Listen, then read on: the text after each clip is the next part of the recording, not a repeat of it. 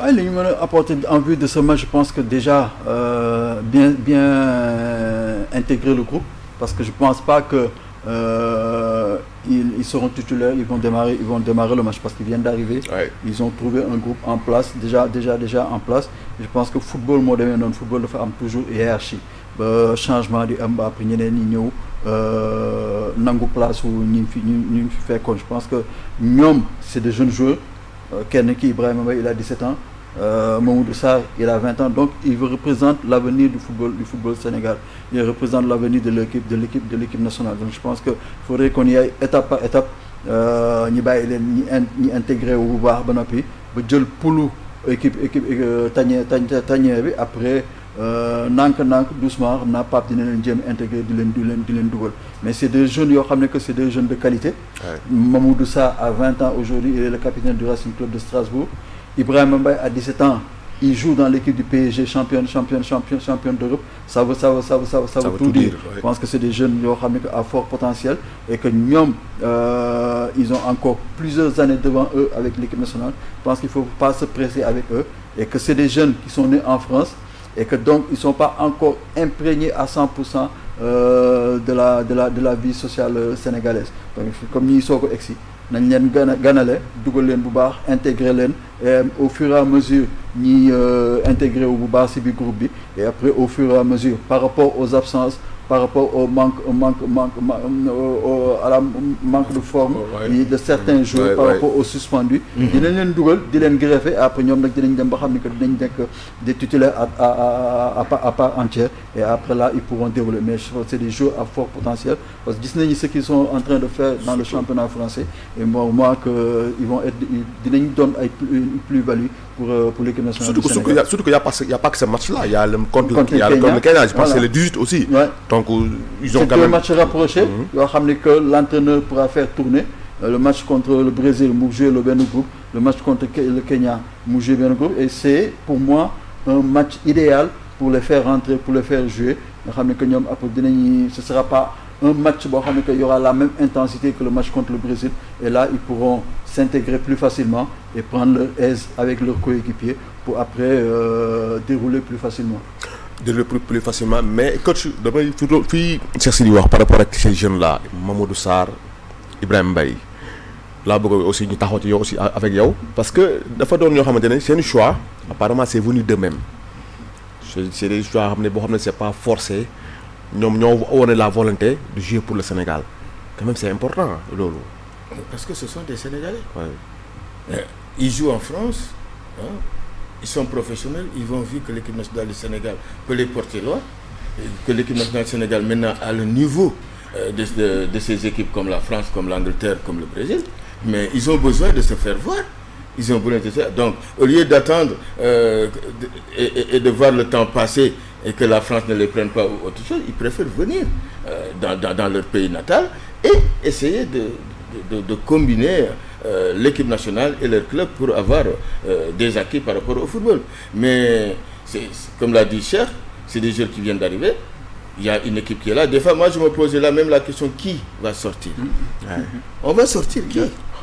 Il faudrait que apparemment on est envié par beaucoup de nations. Mais c'est ça. Nos amis camerounais et ivoiriens là, ça fait le ñuy quoi. Mais déjà sur le banc, quand le banc rentre, tu dis gongo. Attention. Sabali, Pathé 6. Attends, tu vas sortir qui? Mais c'est des jeunes qui sont là pour l'avenir. Aujourd'hui, Cheikh l'a dit, quelqu'un peut être blessé, quelqu'un peut être suspendu. C'est à eux maintenant, quand on leur donnera leur chance, de faire mieux. Parce qu'un entraîneur, ce qu'il veut, c'est que celui qui est là fasse mieux pour qu'il puisse le prendre. Ouais. Si vous voyez l'équipe nationale du Sénégal, ils ont l'expérience d'avoir joué très jeune en Coupe d'Afrique et en Coupe du Monde, certains. Iliman Ndiaye, quand il a joué à la Coupe du Monde, c'était quand? Personne ne le connaissait. Vrai ou faux? Maintenant, il s'est imposé. Il est venu timidement, mais il s'est imposé. Aujourd'hui, c'est à eux de venir s'imposer. Parce que Cheikh l'a dit, il y a des joueurs qui ont montré leur valeur ici. Donc, aujourd'hui, il y a des matchs où on pourrait les mettre. Ou à la fin d'un match. Parce que ce match du Brésil, le Sénégal doit venir pour confirmer. Bien que c'est un talent.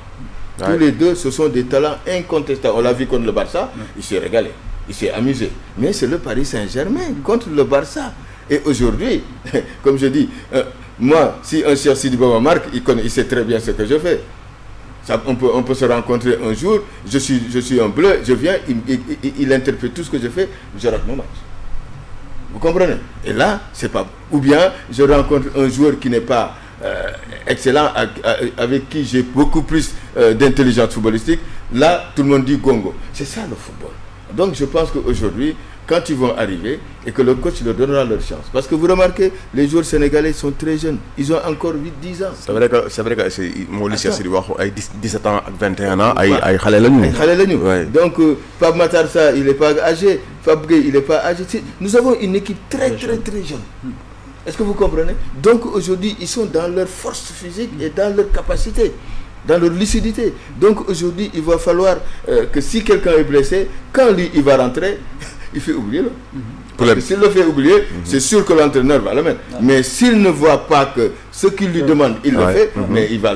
En plus, Salif, la donne a beaucoup changé maintenant. Parce qu'avant, quand on voyait nos binationaux. Tout wolof. Non, quand c'est binationaux. Qu'est-ce que moi, je vais parler français, Lucas? Binationaux, l'équipe nationale Sénégal, ils avaient 25 ans, 26 ans, 27 ans. Quand ils savaient que l'autre porte était fermée. D'ailleurs, quand tu vois un binational comme Mamoudou Sarr, 20 ans, un binational comme Ibrahima Mbaye, 17 ans, ils ont pris une décision pour nous jouer l'équipe nationale. Donc ça veut dire que le Sénégal maintenant est devenu une femme très courtisée. Ouais. Maintenant, nous sommes Sénégal. Et ça, c'est une bonne chose. Et il y aura d'autres aussi, d'autres Mamoudou Sarr, d'autres Ibrahima Mbaye aussi qui suivront derrière. Parce que je pense que ce sont eux qui ont plus besoin de l'équipe nationale du Sénégal que l'inverse. Bien que l'équipe nationale du Sénégal a besoin de talent pour gagner meilleure qualité sur le groupe. Mais la donne a changé. Maintenant, on arrive à accueillir des jeunes, des joueurs plus jeunes encore.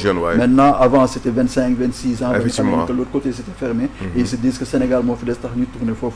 Et maintenant, la donne a changé. C'est vrai que c'est une chaîne choix aussi, ils n'ont pas attendu d'être bloqués par la France, de ne plus être sélectionnés par la France.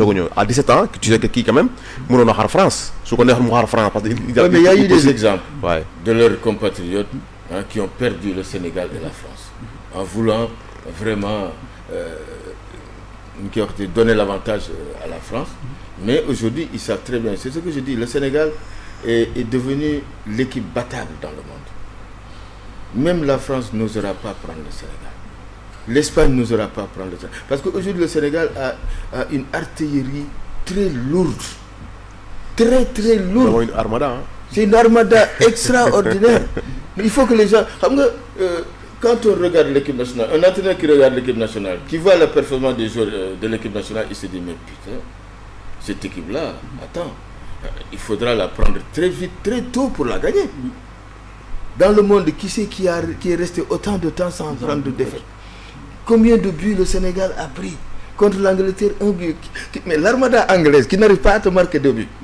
Bellingham, Rashford, Harry Kane, tout ça, ils n'arrivent pas. Ça veut dire que défensivement, le Sénégal. Et toi, tu arrives à leur marquer 3 buts. Et puis chez eux. Mais il faut le faire. C'est un deck mon bol, surtout c'est un deck. Lolo, c'est extraordinaire. Moi, je regarde la performance des joueurs, la qualité des joueurs. Et je regarde l'équipe adverse.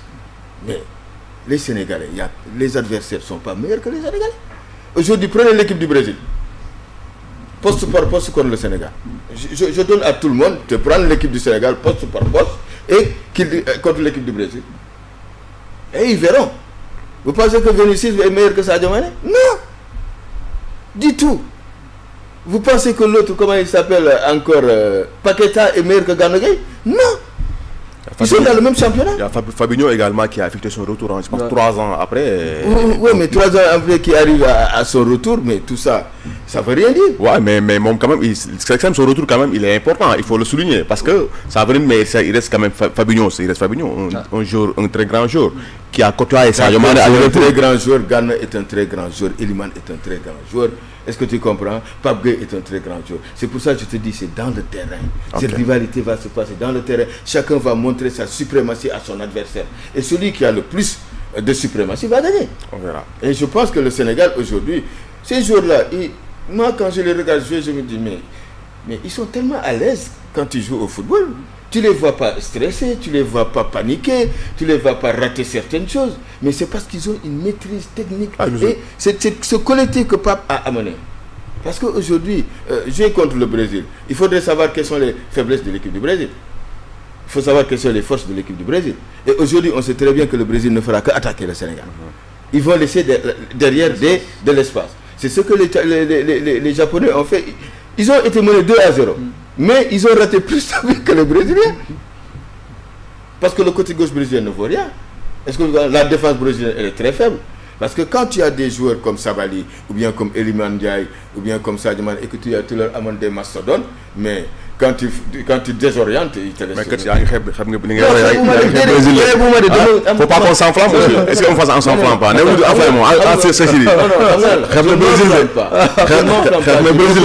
La qualité de mon équipe. Mais il y a une Brésil côté faible, faible. Non, défensivement. Mais offensivement, ils sont très forts. Je l'ai dit tout à l'heure.